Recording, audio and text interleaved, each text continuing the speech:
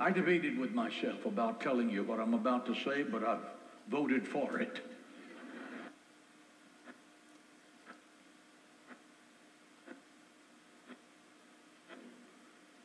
He lived in the 12th century. That's 900 years ago.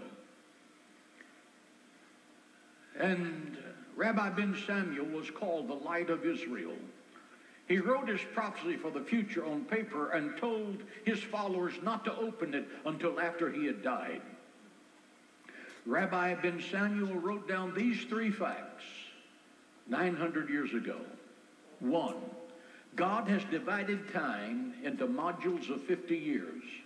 Now that's a jubilee. That's the fulfillment of the jubilee year. And he has said that Israel will be invaded by the Ottoman Empire in the future. And the Ottoman Empire is going to rule for 8 jubilees. So 8 times 50 is 400. From the day 1517, when the Ottoman Empire invaded, until 1917, 400 years, to the day when General Allenby rode into Jerusalem and conquered Jerusalem without firing a shot. His prophecy came true to the day and the hour.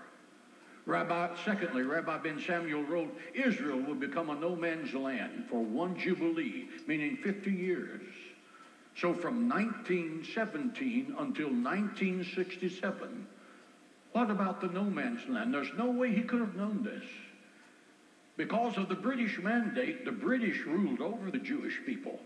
While it was the Jewish land, the Jews had no right of self-determination.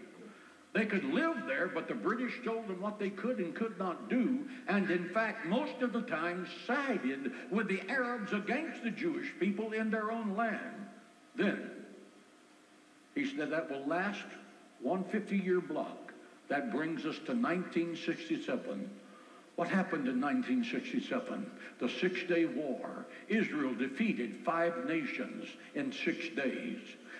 Israel, the land of Israel, was increased 400%. 4 times in 1 day. Jerusalem was reunited. The Jewish people, for the first time in 1,850 years, were praying at the Western Wall.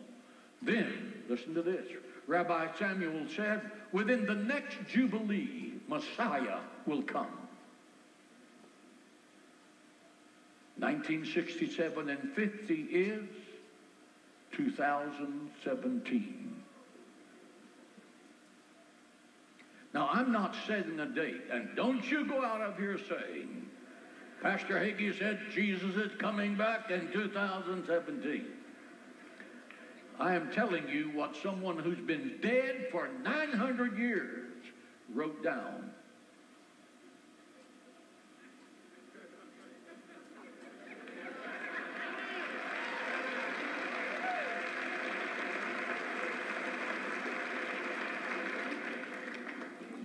The trump of God could sound before we get out of this building. And my question to you is, are you really ready?